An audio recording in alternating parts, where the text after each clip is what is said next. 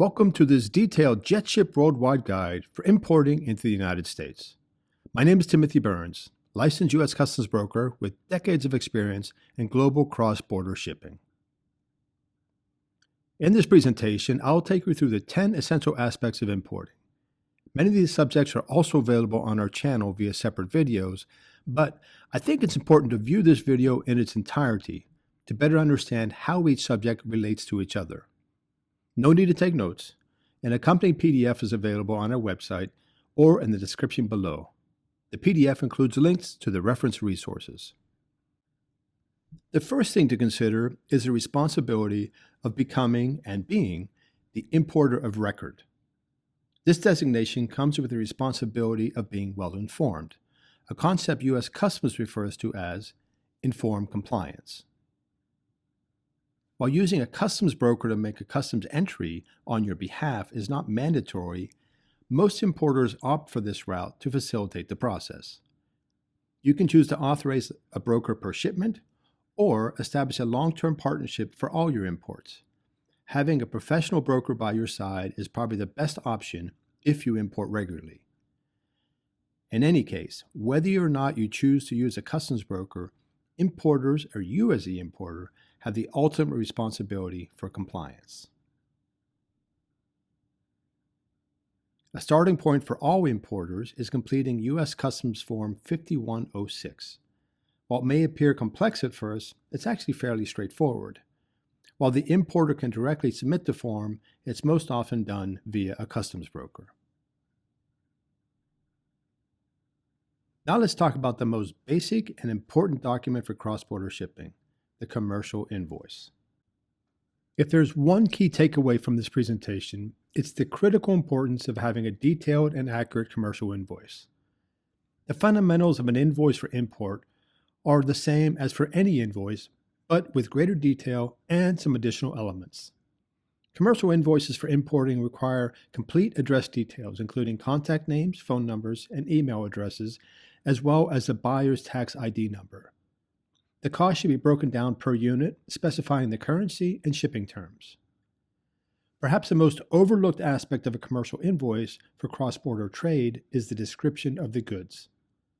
Descriptions should strike the right balance between not being overly vague by not using, for example, descriptions such as car parts, clothing, machinery, or samples. On the flip side, the description should not be overly specific, using some wonky, widgety thingamajig wording for some obscure industrial park that few would understand. The right solution is to provide both a broad, widely understood description that anyone would understand, along with more specific industrial-type details, including such things as material content, product features, characteristics, and how the goods are intended to be used. Note that invoices for wearing apparel and goods from China must also include the manufacturer's name and address, even if purchased from a third party. Now let's talk about HS codes and tariff classification. The description of the goods provided on the commercial invoice is necessary for classifying the items for customs entry. This is done so using the Harmonized system. Ideally, the commercial invoice should include the HS code. But let's step back a little bit and delve into the Harmonized system and what it is. The Harmonized system is a universally acknowledged method for categorizing every item imaginable. Everyone involved in international shipping should become familiar with this system. It can be compared to a sort of encyclopedia with chapters, headings, subheadings, and footnotes. And there are also rules regarding how to translate your product description to the corresponding harmonized code. This is known as the General Rules of Interpretation, or GRI. The most fundamental of the rules is determining the essential nature of your goods. Here's an example.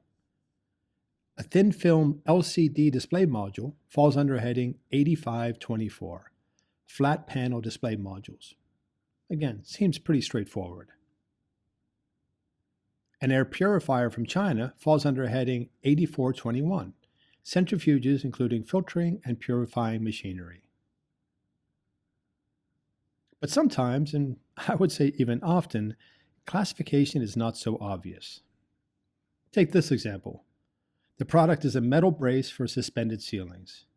Notice the difficulty in determining the HS code based on the product description. Although this is taken from the company's website, such wonky-tonky descriptions are not altogether uncommon. In this case, via an advanced ruling from Customs, the heading was determined to be 8302. Note that the unit of measure is per weight, in kilograms. Knowing this, the weight of the goods should be included on the commercial invoice. In theory, the first 6 digits of an HS code harmonize globally. In the previous example of the LCD module, the global HS code, i.e. the first 6 digits, are 8524.11. The US code is the same 6 digits plus 4 additional, 90.00. While this is a general theory, do not over-rely on foreign HS codes when searching for the US equivalent. An incredible resource, and one we highly recommend, is to get an advance or binding ruling from US Customs. By providing comprehensive product details, Customs will respond with a definitive, binding HS code. It usually takes around a month. Securing an advance ruling provides greater security, as well as legal safeguards for importers. And again, it's something we highly recommend. A few recommendations on how to find an HS code. First of all, review the online resources and do your homework. Become familiar with the fundamentals of classification. Ask the seller, as they likely know at least the basic category. In the previous example of the ceiling brace, it's from an advance ruling requested from an overseas company. Also, consult with your customs broker, or if you have one, your customs attorney. And, as I just discussed and highly recommend, ask for an advance ruling from US Customs. You might be tempted to try ChatGPT or other AI, but the initial reports, at least at this time, are not encouraging. A final note is keep in mind that the tariff schedule is updated regularly, usually a couple times a year, and normally the changes are not so dramatic, but they can be, and it's important to just always check back at the tariff schedule to make sure, A, you still have the right code and you're applying the right rate of duty. Declaring a value for customs. In the majority of cases, the correct value to declare for import is simply the transaction value, which is the price you paid or will pay for the goods. In other words, the value on your commercial invoice. The best practice is to include the CIF value on the commercial invoice. The CIF value refers to breaking out the cost of the goods, the C, from the insurance and freight, the I and the F. U.S. Customs does not consider shipping costs as part of the value for duty. Breaking out the CIF values on the commercial invoice helps ensure that you do not pay duty on the transport charges. And while Customs excludes transport costs in the value for duty, it considers other items that may not necessarily be included on your invoice. For example, if your goods required special packaging that was charged separately, that should be included as part of the transaction value. In some cases, there is no direct transaction, such as when importing samples or receiving warranty parts. Remember, there's no such thing as zero value when it comes to customs. In such cases, the cost of identical goods or similar goods are the following methods used in determining the value. Each method of valuation follows in hierarchical order. Note that intercompany transfers and transfers between related entities complicates things, not just for import, but also has tax implications. In such cases, what you may consider as a true transaction value would likely not be acceptable to customs. Country of origin. With free trade agreements, especially between Mexico and Canada and the US, many assume that goods that ship from a free trade country can automatically benefit from duty-free import. However, from where goods ship is different than their country of origin. Country of origin generally refers to the country of manufacture or from where the goods were quote-unquote wholly obtained. For example, if you order goods from Mexico that were made in China, the country of origin would be China, not Mexico. For countries sharing a free trade agreement with the US, which we'll discuss later, The country of origin can offer duty-free import. Also, some goods from Caribbean and African countries can benefit from special duty rates. Import duty and fees. In most cases, import duty is determined by three main factors that we just discussed: tariff classification or HS code, country of origin, and value. The tariff classification and country of origin determine the percentage to apply to the value for duty. Duty rates most often fall into what is called Column 1 duty rates, consignments from countries with normalized trade relationships with the U.S. It's basically virtually from most everywhere. Note that the rate of duty can also be per unit of weight, volume, or units. In this example of dried vegetables, the duty is per kilogram plus a percentage of the value. Take note, you should include the unit of measure used in the tariff schedule on the commercial invoice. Importing duty-free to the United States. Incoming shipments can benefit from duty-free import when certain conditions are met. Non-restricted goods under $800 qualify for duty-free import. This falls into what is called the de minimis or Section 321 entry type, which we'll discuss in more detail later. Note that this video is being recorded in early 2025. Additional restrictions are expected for this entry type in the coming months. Products that qualify as originating via free trade agreements, such as USMCA, can import duty-free regardless of the value. Again, we're going to discuss that coming up. And goods from specific regions, notably African and Caribbean countries, can benefit from duty-free import thanks to preferential trade legislation.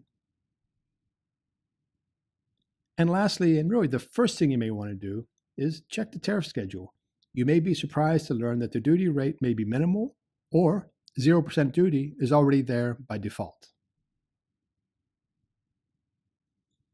But keep in mind that duty is just one of many, and often not even the most significant, of total import charges. Even if importing duty-free, other import fees will apply. Likely charges can include such things as merchandise processing fee, which is a charge to customs, customs brokerage, an entry bond, inland transit, and storage. USA Free Trade Agreements. The USMCA, or what some call the new NAFTA, is by far America's most impactful free trade agreement, with massive trade volumes between Mexico, the US, and Canada. But keep in mind that the U.S. has free trade agreements with 18 other countries. The agreements facilitate trade in both goods and services. For merchandise or goods, the key advantage is duty-free import for originating goods. The agreements have what's called general rules of origin that outline how goods can qualify as originating, and thus for duty-free import. There are also specific rules for certain categories, such as automotive parts and textiles. So while free trade agreements can seem incredibly complex, because while they can be, free trade benefits are there for the taking. If you're purchasing from a country that has a free trade agreement with the US, notably Mexico and Canada, but also Australia, Korea, Chile, and others, ask your supplier if they can provide a certification of origin. Visit trade.gov for more details. Customs entry types. Generally speaking, U.S. customs entries can be broken down into two broad categories: informal and formal. An informal entry applies to non-restricted goods with a value less than $2,500. Goods valued over $2,500 and restricted goods of any value require a formal entry. This includes imports requiring approval from other or partner government agencies, which we'll cover later. There are different data requirements based on entry types.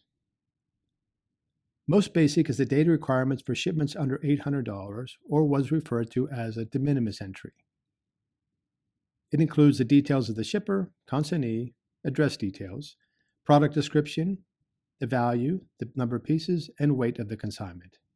As mentioned, there's expected changes in this entry type that will likely require more data. Informal entries require the same information, but the data fields are more specific, so the details need more detail. More detail. Sorry for that double detail. 3 times.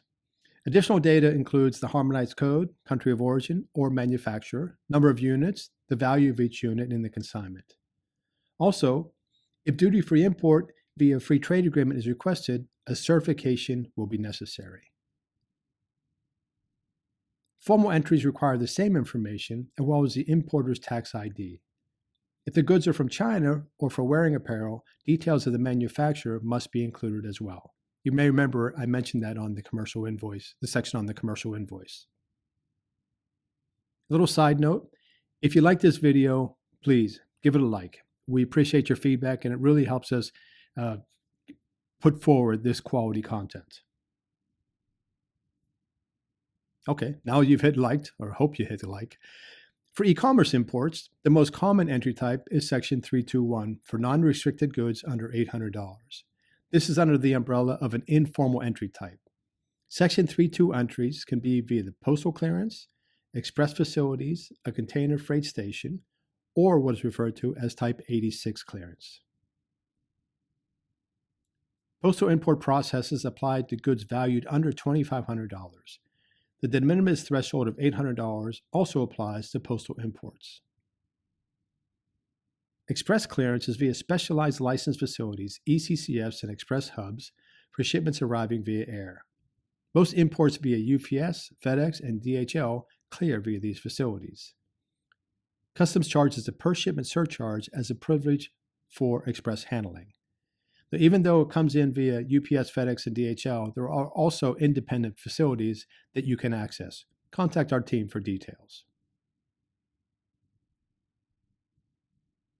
Container freight stations, or CFS, use the same express clearance processes at import gateways such as JFK and LAX and Miami, albeit with some additional delays.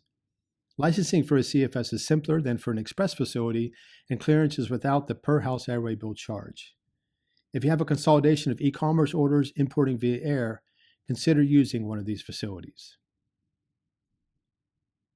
Finally, far and away the most popular option in terms of sheer volume is what's referred to as Type 86.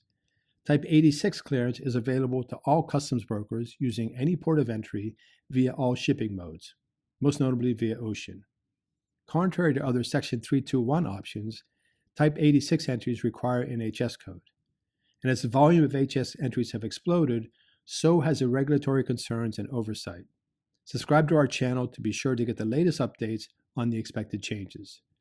One of the changes we expect is that all de minimis entries will require an HS code, but we'll wait and see. An important point regarding customs entries is that time is of the essence. Once your goods arrive at a U.S. port, you have 15 calendar days to make entry, and storage charges start to accrue much sooner, as fast as within 12 hours of arrival. Exceeding these deadlines can be extraordinarily costly.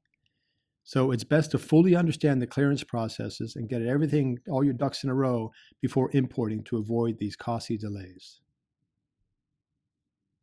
And I hope this presentation has helped you along in that effort. Again, hate to say it again, but if you click like, would appreciate it. Partner government agencies. Often customs clearance is the easy part, as the entry awaits approval from a partner government agency. Each of these agencies have unique requirements regarding prior notice, certifications, and licensing. A final key takeaway from this presentation, especially for first-time importers, is make sure everything is in order prior to shipping, not just for customs, but especially for partner government agencies. The PDF links to these, but honestly, you can Google them and get information on these agencies and find out what's needed. Choosing the best shipping modes to the U.S. The best shipping mode is determined primarily by the size and weight of the consignment. Other factors are time frame and unique clearance processes associated with each mode of shipping. The local post is best for individuals shipping to friends and relatives in the U.S. It can also be a good way to ship product samples. High-volume e-commerce shipments can be best consolidated for shipping via air. Single shipments up to around 100 kilograms usually ship best with FedEx, UPS, or DHL. The best cost for shipments up to a couple hundred kilograms is usually air freight. For shipping a partial or full container, ocean freight is the preferred option. Of course, between Canada and Mexico, trucking dominates and is incredibly cost effective and the best way to ship. These are all the kind of factors our team considers to find your best shipping option. And thus concludes this presentation. Once again, please give it a like if you found it helpful. Your comments are also useful. Feel free to reach out to our team for rates and best-in-class logistics support. JetShip Worldwide, connecting people, products, and businesses around the world for over 40 years.